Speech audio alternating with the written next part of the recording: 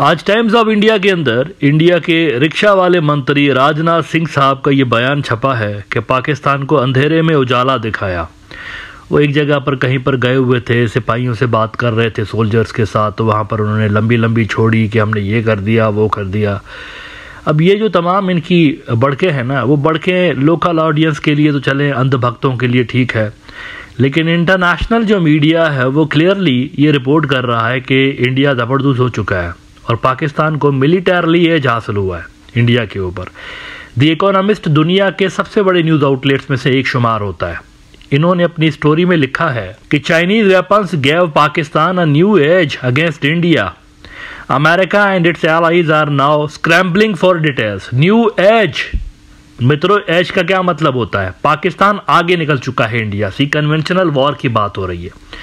China की technology को इस्तेमाल करते हुए पाकिस्तान इंडिया से आगे निकल चुका है, ये इकोनॉमिस्ट का कहना है। मजीद वो कहते हैं कि India's 4-day military showdown with Pakistan set several new presidents for military officials from outside the region. The most intriguing one was Pakistan's use of advanced Chinese fighter jets and missiles in aerial combat with western made counterparts। अब बहुत सारे लोग इस पे theories पेश कर रहे हैं कि किस तरह से पाकिस्तानियों ने किया होगा, कैसे किया होगा। रफाइल का अभी तक किसी को समझ नहीं आ रहा कि कैसे हुआ। ये पता सबको है रफाइल क्या है।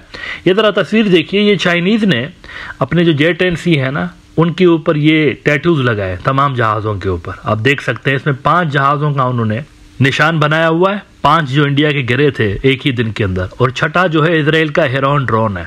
तमाम J-10C जो कि चाइना के पास है उनके ऊपर उन्होंने ये मार्किंग कर दी है कि हमारे इस जहाज ने इतना बड़ा मार्का सरंजाम दिया है जिस पे दुनिया हैरान है। तो रफाइल कैसे गिरा है इस पे अभी एक्सप्लेनेशन आना बाकी, एक्सपर्ट्स जो है इस पे डिस्कशन कर रहे हैं कि कैसे किया। ऑब्वियसली ये ऑपरेशनल डिटेल्स है, पाकिस्तान शेयर नहीं करेगा, लेकिन बाकी के जो जहाज हैं वो कैसे गिरे हैं इसके बारे में थोड़ा थोड़ा आइडिया हो रहा है। इंडिया के भी जो संजीदा एक्सपर्ट्स हैं उनको भी आइडिया हो रहा है। एक ख्याल ये पेश किया जा रहा है कि ये जो J-10C जहाज है पाकिस्तान का, इस जहाज का जो इसका जो रेडार है ना, it's very powerful.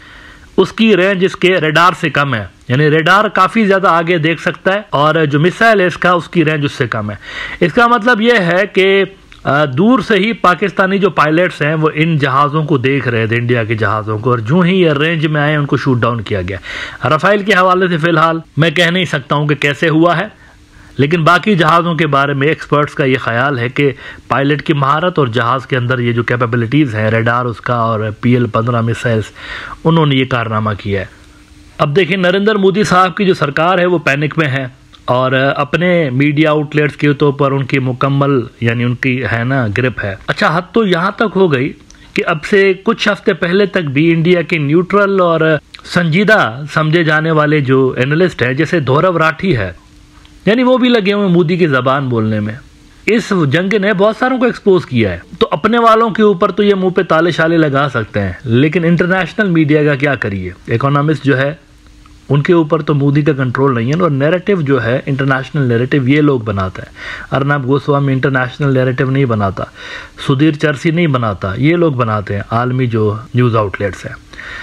South China morning post ने नरेंद्र मोदी के क्रैकडाउन के ऊपर, मीडिया के ऊपर क्रैकडाउन के ऊपर लिखा है कि India blocks state backed Chinese X accounts for spreading pro Pakistan disinformation. Global Times and Xinhua were banned by New Delhi on Wednesday for spreading unverified claims according to local media reports. अब मुझे बताइए, the Economist और Washington Post वाले और TRT world वाले, ये तो Chinese नहीं है ना, ये भी तो वही बातें लिख रहे हैं। कितनों को बैन करेंगे आप? अच्छा, यहाँ पर सवाल ये पैदा हो रहा है अगेन कि ये इंडिया की फॉरेन पॉलिसी को क्या हुआ? यानी बड़ी बातें की जा रही थी, चाइना को compete करेंगे साउथ एशिया के अंदर, हम ही कहेंगे। अच्छा, बाकियों को छोड़ दीजिए, भूटान ने क्यों नहीं स्टेटमेंट दिया? भूटान, मैं बाकियों की बात नहीं कर रहा हूँ, नेपाल की भी बात नहीं कर रहा हूँ, श्रीलंका की भी नहीं कर रहा हूँ, भूटान ने भी स्टेटमेंट नहीं दिया।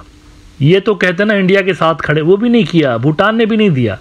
ये हुआ क्या इंडिया के फॉरेन पॉलिसी के? तो बहुत बड़ा डिजास्टर हुआ है। यानी भूटान, जिसको इंडिया कहता है, इसको चलाते ही हम हैं, उन्होंने भी स्टेटमेंट नहीं दिया कोई। नाउ, जहां तक सुपर पावर्स की बात है, अपने रीजन में तो किसी ने इंडिया का समर्थन नहीं दिया। जहां तक सुपर पावर्स की बात है तो चाइनीज तो आपने देख लिया पाकिस्तानियों के साथ खड़े हुए हैं। अमेरिका के ऊपर इनको गुस्सा है कि अमेरिका जो है वो किसी काम का हमारा नहीं हुआ, बल्कि आज ब्रह्माचार्य ने भी बड़े दुख का इजहार किया है। उन्होंने कहा कि Like Joe Biden before him, Donald Trump has reminded India that the US is not a reliable strategic partner. But unlike Biden's fruitive approach from playing the Khalistan separatism card to backing regime change in Bangladesh, Trump makes his threats and demands in the open. यानी वो कहता है दोनों में फ़र्क ये है, Biden और ट्रंप में दोनों हैं एक जैसे, अनरिलायबल हैं। फ़र्क बस इतना सा है, ब्रह्माचार्य कहता है कि एक जो था वो छुपा हुआ था, मतलब छुप छुपा के काम करता था, खालिस्तानियों को सपोर्ट करता था और ये सारा कुछ। लेकिन ये जो है ना, ये ओपन है, ये सबके सामने दिखा दिखा के डोनाल्ड ट्रंप हरकतें करता है, ओपनली खड़ा हो गया पाकिस्तानियों के साथ। आईएमएफ का भी वो उनको दुखड़ा है कि क्यों कर रहे हैं, क्यों पैसे दिए आईएमएफ ने पाकिस्तान को, वगैरह वगैरह।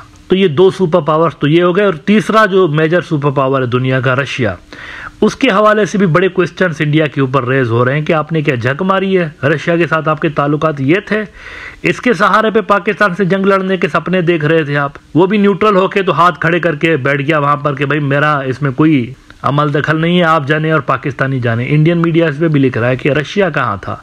India.com ने आज लिखा है कि Pakistan and China came together, why did Russia remain silent on operation Sindoor, has India lost Russia.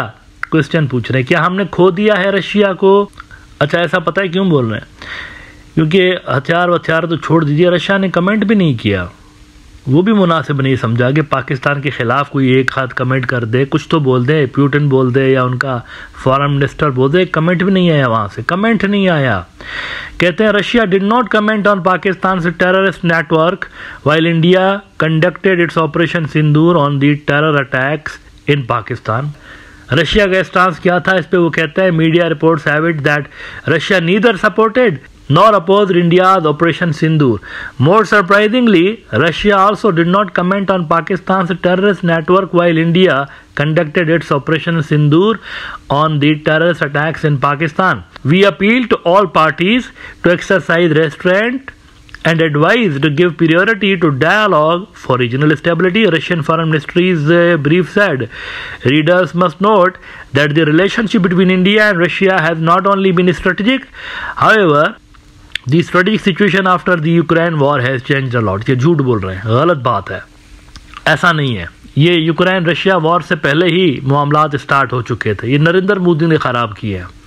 इन्होंने, यानी इंडिया जो था ना, पहले अमेरिका के साथ इतना ज़्यादा करीबी नहीं हुआ करता था, इन्होंने अमेरिका से बहुत ज़्यादा प्यार की पींगे बढ़ाई हैं, ऐसे ऐसे माहदे भी किए अमेरिका से जो कि रशिया के सपोर्ट में नहीं थे। लेकिन सबसे ज़्यादा जो चोट पहुंचाई इन्होंने रशिया को, वो ये पहुंचाई कि एक दौर में इंडिया बहुत ज़्यादा डिपेंडेंट था रशिया के ऊपर। 70% से ज़्यादा असलहा ये रशिया से लेते थे, मोर देन 70%, बल्कि एक वक्त में तो 80% तकरीबन ले रहे होते थे रशिया से।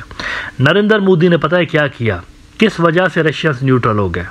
Do you know that? China factor नहीं है या पाकिस्तान, दूसरा फैक्टर है।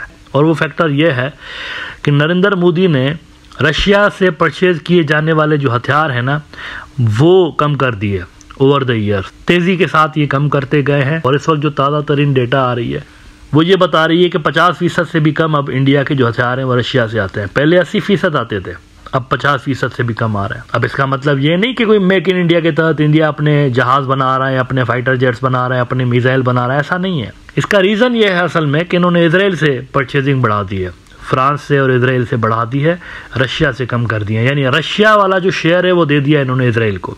इजराइल को इसलिए दिया क्योंकि हिंदुत्ववादी जो ठग हैं उनको इजराइल पे ज़्यादा सिंपैथी है, इजराइल को ज़्यादा पसंद करते हैं। पॉलिटिकल डिसीजन था असल में। हिंदुत्ववादियों को खुश करने के लिए उन्होंने रशिया के साथ जो हथियारों की खरीदारी है वो डाउन कर दी थी, इसलिए रशिया का शेयर इजराइल की तरफ चला गया। इसका स्ट्रेटजिक कॉन्सिक्वेंसेस इंडिया को अब फेस करना पड़ रहा है कि पाकिस्तान के साथ जब उनकी लड़ाई हुई है तो रशियंस भी उनके साथ खड़े हुए नजर नहीं आए।